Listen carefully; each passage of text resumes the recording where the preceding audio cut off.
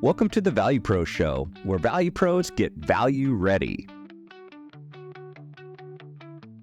Hi, my name is Bruce Scheer, the host of the ValuePros Show. In this episode, we are talking with Brendan McAdams. Brendan is a seasoned B2B sales expert and fellow author who helps early-stage startups and founders accelerate their sales success. His experience and advice relate to any team focused on early go-to-market success. Now, Brendan's newest book, Sales Launch, When Your Early Adopters Fast, delivers actionable insights and strategies to help go-to-market teams and entrepreneurs land critical early customers. If you've struggled to find the right customers or want to accelerate your go-to-market success, this episode is for you. Well, Brendan, thanks so much for joining the ValuePros Show. I'm so excited for this episode. I personally read your book, early release copy of the book, and thank you so much for sharing that with me. And boy, oh boy, Brendan, it just profoundly struck me because I've started a new firm and I'm trying to win customers faster, hence the title of our episode, How to Win Early Adopters Faster. And also you talked about the importance of the founder in the book really kind of owning the sales ball, not delegating it off, not outsourcing it, not trying to, run away from it, but truly embracing that as such a critical success factor in growing your new business. And of course, you and I talked about that in relation to any new go-to-market initiative. Even if you're, Hewlett-Packard, for example, you're a small team, new storage solution, you need to hit the market and do that right. You need early adopters faster. So it's not just for startups, it's for entrepreneurs within an organization, that go-to-market team that really wants go-to-market success. And you've, again, written this fantastic book, Sales Launch, When Your Early Adopters Fast, and by Brendan McAdams. It's out on Amazon. I encourage everyone to go grab a copy. And one thing I loved about your book the most, Brendan, is how short it is. It's not 80,000 words of bloat and everything else. It's like the book I wrote. It's light, rich in nutrient, and very light in bad calories. Yeah.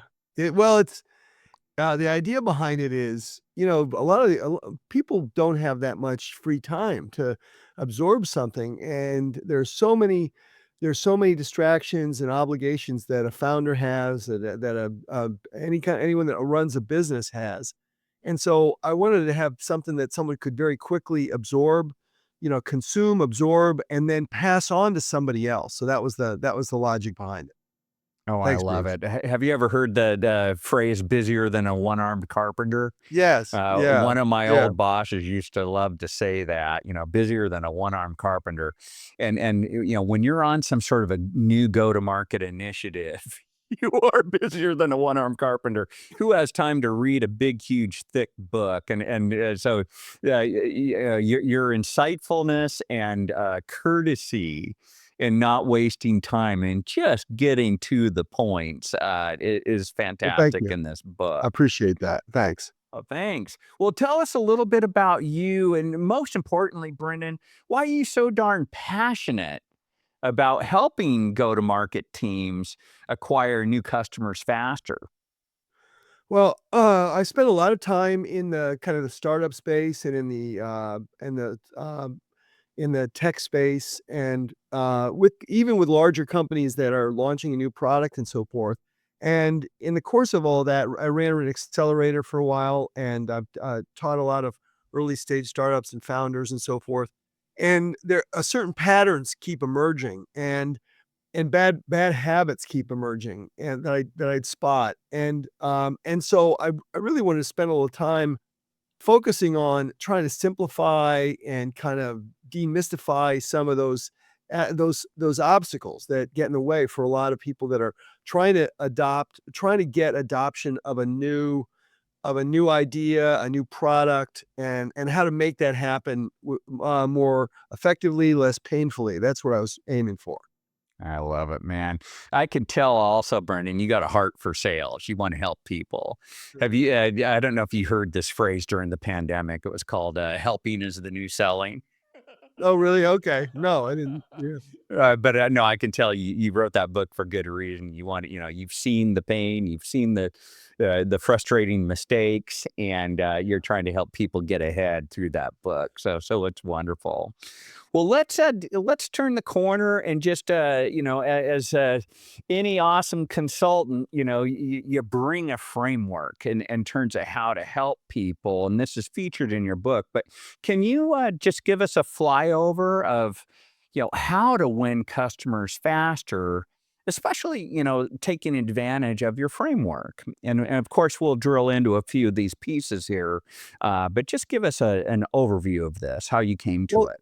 yeah. So first of all, there are a number of components to it. And the first few components in the framework are really focused on getting initial momentum and traction and getting the point of a yes. And then the latter half are how do you scale? So I thought that for this conversation with any kind of an enterprise of any size that's looking to get traction around a new idea, we would focus on that first half of the framework, which is around mindset, messaging, alignment, and Mhm. agreement.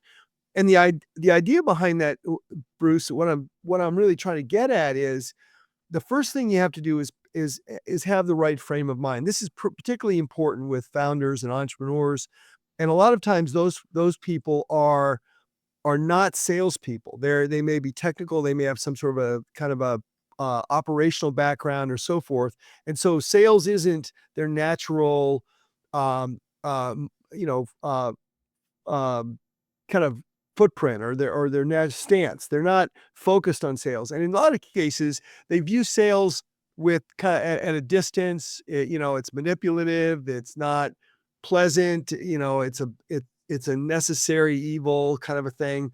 And so the first thing I try and do is get them to think about sales in a very different way, which is Mhm. that it's really not about trying to force someone into a decision. It's much more about trying to help people, and and see if there's a fit. So it's really much more of it's as much detective work and analytical work than it is selling. You're Mhm. not really trying to convince someone so much as get them to understand and figure out whether or not there's a an opportunity to work together. And the kind of the pleasant surprise there is if you're an operational person, if you're a technical person, you've got engineering mindset and so forth, you actually have a lot of skills and capabilities that lend themselves to being good at that process. If you don't think of it as sales, if you think of it as trying to do discovery and figure out where the fit is and where the problems are and that sort of thing. And by doing so, that takes a lot of the burden off the person, handling or driving that new idea, that new product, the new company forward. So that's where you start, is with, getting people to think about things a little, differently than they do. And that's a surprisingly big challenge for a lot of folks. They don't wanna go and meet with people. They don't wanna talk to people. They wanna sit at their desk or at a cafe or wherever and build, and create. And you get that. I get that totally. But at the same time, the chances of creating the right thing are limited if you're not having conversations with a lot of people early on to get feedback and perspectives and understand what the obstacles are, and also understand like the constraints and the kind of the lay of the land of the industry or the problem you're trying to solve. You So, bet, you that bet. There's a lot to unpack on this, Sure. Brendan, for sure. Because that is the biggest rock, and you highlighted that in the book, mindset. Brendan, another friend of mine, fellow author, Mark Hunter, was on the Value Pro show fairly recently. People could find that episode, but God, he really nailed it. I felt, Brendan. He said, "Sales is not something you do to someone; it's something you do for someone." Right. Yeah. And that shift in mindset, that you're being valuable to someone else, that you highlight in the book really well, is just absolutely critical. And I've got this mentality that if you're a leader, you're in sales. If you're influencing anyone, to join your cause, to offer funding in your cause, to work on your cause. You're influencing others. By definition, you're you're in sales, in my opinion. Right, right. But a lot of people have this really weird hang up when it comes to selling what they have to offer to other parties Well, externally. it's not even weird. It's been kind of built into the kind of our, into our culture to some degree. There have been a lot of bad salespeople out there, a lot of very manipulative people, and there's a lot, there's movies and so forth. I mean, Glengarry Glenn Ross, right, Rain, first place, right, Cadillac, second place, steak knives, right. Every salesperson Coffee is for knows that. closers.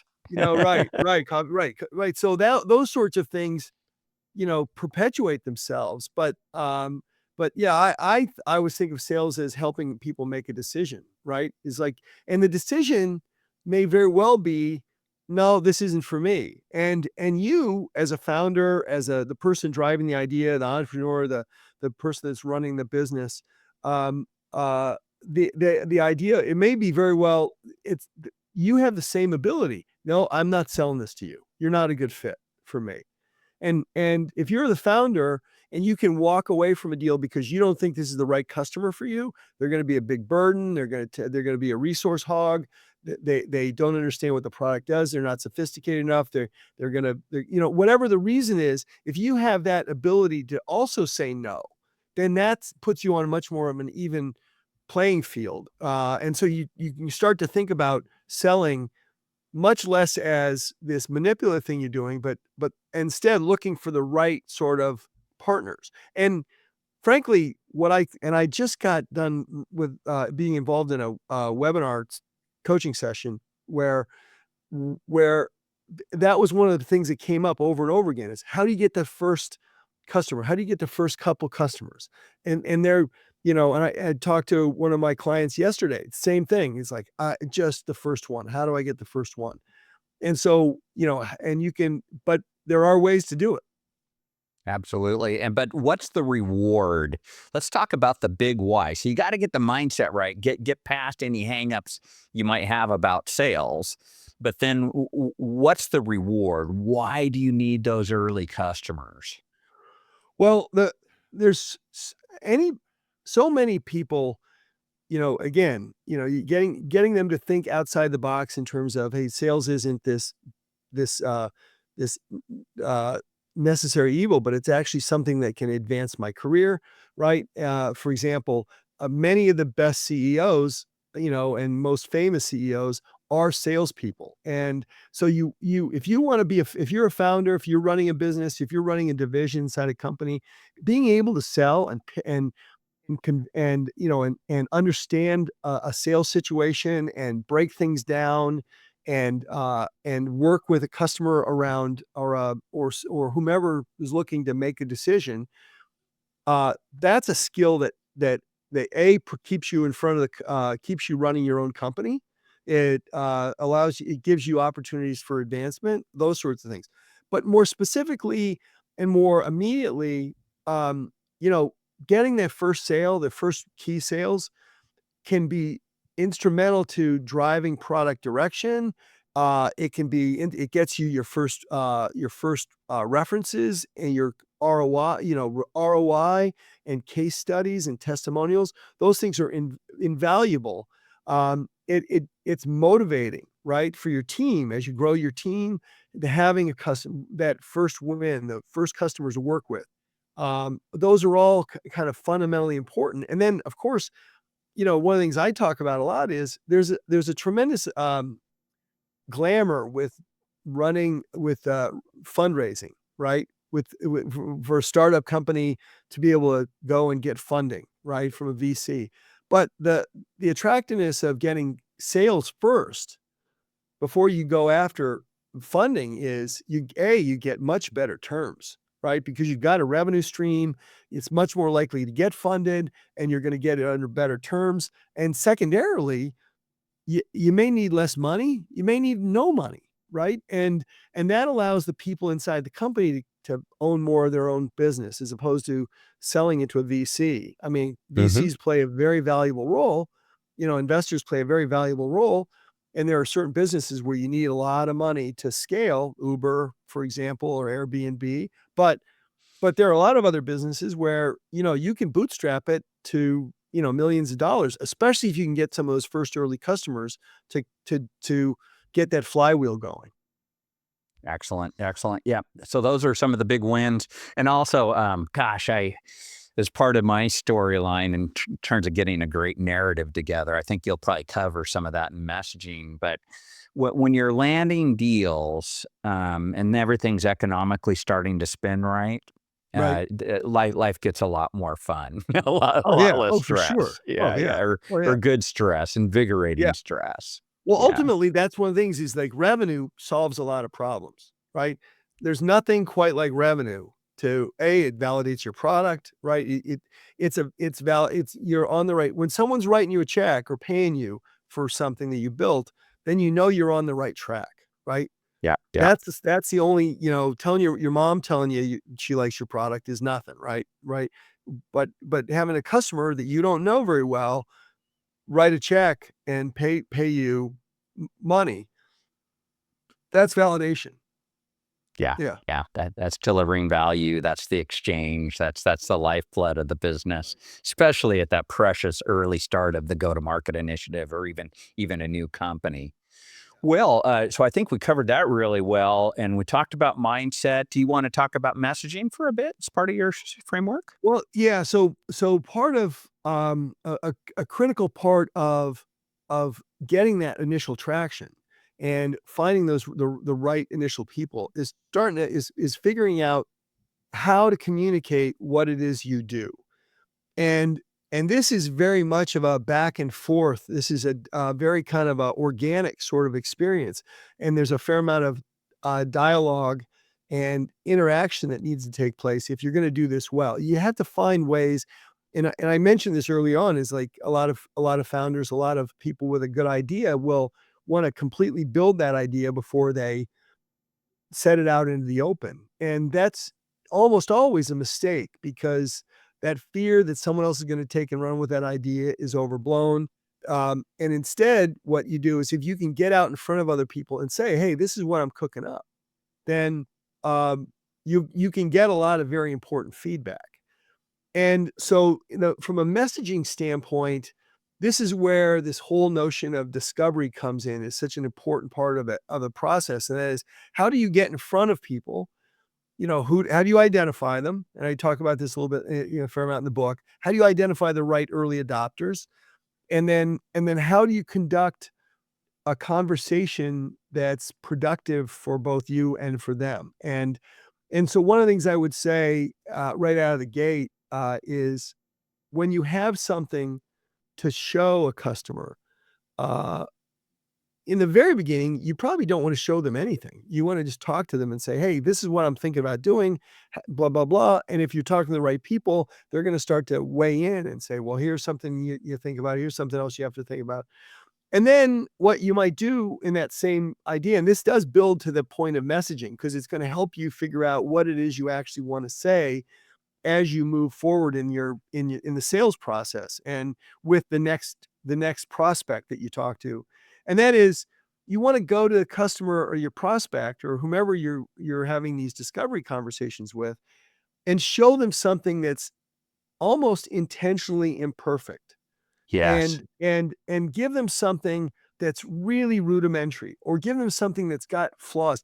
And so don't build.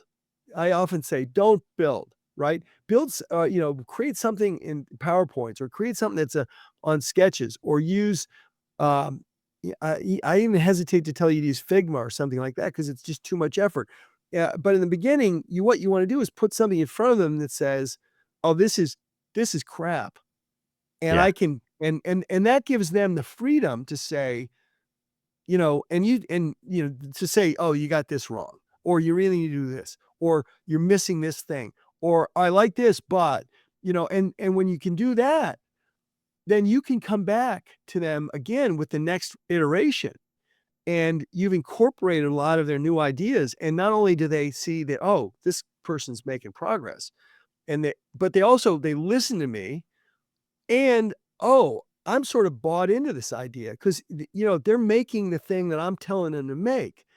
And so you're kind of, if you're talking to the right people, then you're almost creating, helping you to create that product. And as they do, they're invested. And so at some point they're going to say, oh, I need this. Right. And I could use this. And then you're off to now you're off to the races.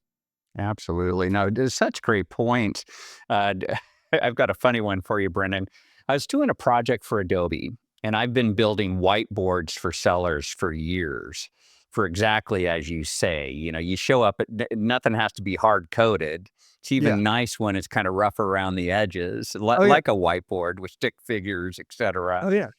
Sure. So you can drive more engagement. But I had this Adobe executives like going, Bruce, we've got the best software and the best designers in the world. Why in the hell would we ever let our sellers whiteboard in front of a customer? And Brendan, I told him this story. I told him this story, but I've done a ton of work with Microsoft. Microsoft even built a piece of software to turn their websites into sketch Yeah. looking, Yeah. so they could test them for improvement. Because when you come to customers with something that's really super duper glossy, they kind of turn off. You're not open. They might assume. Yeah. And they don't want to say anything bad because you've already kind of done it. So show up more inclusive, more inviting, little bit of a canvas, and that's how you Yeah. can create that engagement. Yeah.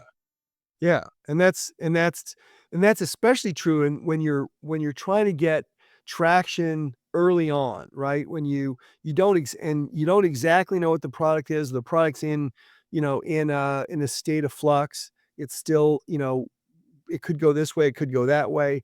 And that's where, having a bunch of conversations with a bunch of people that are, you know, either in or adjacent to the market that you're in is just so critical.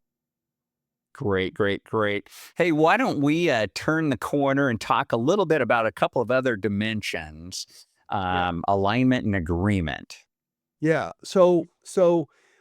Uh, a natural, and the thing about this is, this is kind of a natural progression. You go, and that this whole idea of mindset is mindset to messaging to alignment to agreement. It just, there should be a natural flow to it. And the idea, again, behind this is, if you're someone that's of a technical nature or an operational nature, or new at sales, or sales isn't your primary responsibility, you find this allows you, it has a natural uh flow to it. And the idea is you start to have these early conversations with people, and they're very interactive, and they should always be very interactive. And there's a lot to the whole discovery process, how to manage a conversation, how to have a series of, like, I actually have a discovery documents that that you can work from, so you can kind of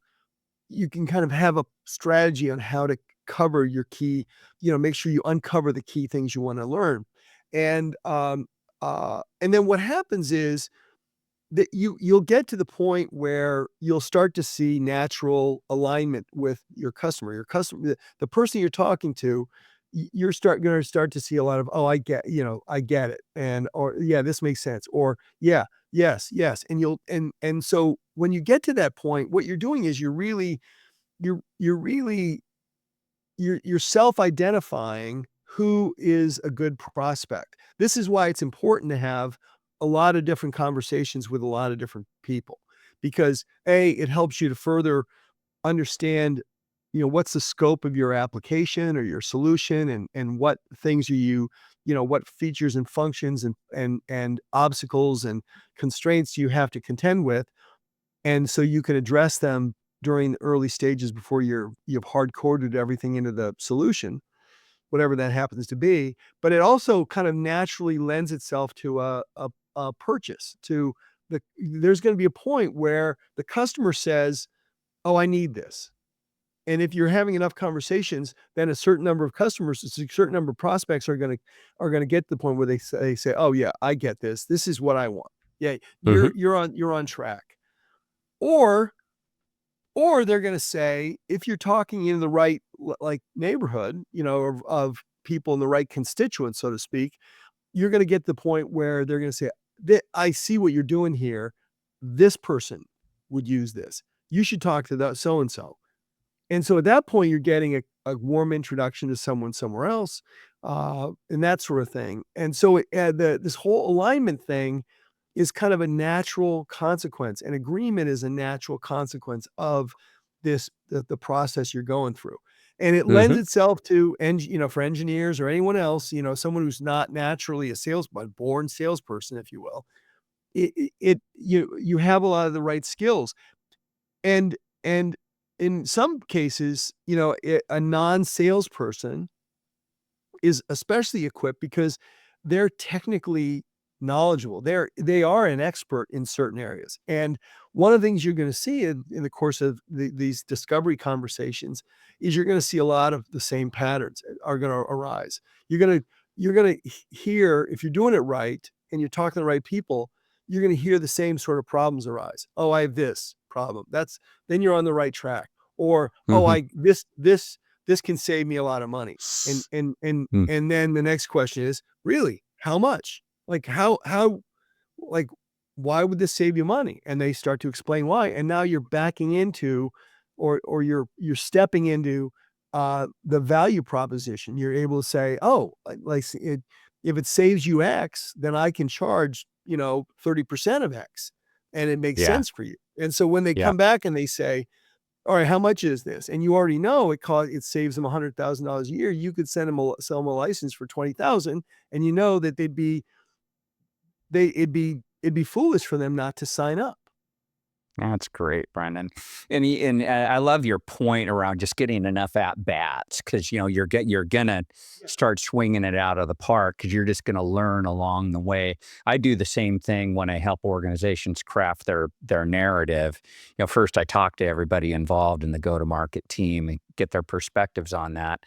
But then we craft and then we go test. And normally after I test it, say up to 10 times, it starts to get dialed in, and then you can start repeating that and getting everybody else on that wavelength as you hire your sellers and get people up to speed. Yeah, yeah, exactly. Hmm. And you'll start to see that sort of momentum. Well, this has been a great discussion so far, Brendan, on how to win early adopters faster. And back to your model, we looked at, the mindset, the messaging, the alignment, and agreement that really gets the ball rolling, where you need lots of at-bats and where you can start to dial things in, as you talked about, for all the wonderful reasons. So why Mm, don't we break here? Because I know people can grab your fabulous book. And how can mm. people get in touch with you, Brendan, just to carry the dialogue further and principally get your help in knocking down some early wins? Oh, well, thank you for asking. So you can, reach me at, Brendan at brendanmcadams.com. And what I typically do is, my specialty is work with early stage, companies that are that are looking to accelerate their sales. That could be early stage founders, especially in health tech. I have a lot of background in health tech. And then, yeah, and then we can set up an initial discovery call, a 30-minute chat and see where it goes from there. And you can obviously LinkedIn. You can connect with me via LinkedIn as well, but Brendan McAdams, so it's brendanmcadams.com, and it's Brendan at brendanmcadams.com. And that's And Brendan with spelling an A. McAdams for everybody. McAdams is McAdams. Brendan Yeah, it's and like Brendan with Irish, an not A. Scottish. Aha. R. Yeah. Yeah. Absolutely. Yeah, you must be teeing off my name, Bruce. I've got a little bit of Scottish blood, I think. So, anyways, we can be friends, Brendan, for sure. Certainly. Well, thanks so much, Brendan. This has been really valuable. I hope people grab your book and that'll just give them the juice and the mindset kick off this whole thing and be very successful with their new go-to-market initiative. Well, yeah, and if you email me and mention the podcast, I'll just send you a PDF of it if you want. Yeah. Sweet. Yeah. That's generous of you. And Oh, then sure. everybody, you can find it on Amazon as well. And be like me, leave a nice review. Any author loves that. So, Brendan, And it's it- been a if great I could- episode. Thank you. Oh, yeah. Yeah. Very good, Bruce. And that was a great conversation with Brendan McAdams. We talked about the importance of mindset, messaging, alignment, and agreement when it comes to winning those all-important early adopters. Now, his practical advice on getting at-bats through conversations was probably one of my favorites because it allows you to refine your messaging and your offering with valuable feedback. And I also appreciated his point about embracing helping, not selling, having that mindset and finding that incredibly valuable. One of my favorite takeaways was to show up with ideas and assets that are just a little bit rough around the edges. It invites collaboration, builds buy-in, and helps you find the right fit with your customers early on. So if you like this episode, please like and subscribe to the ValuePros show. And if you're feeling kind, leave a review so others can find and enjoy it too. And until next time, keep showing up with value.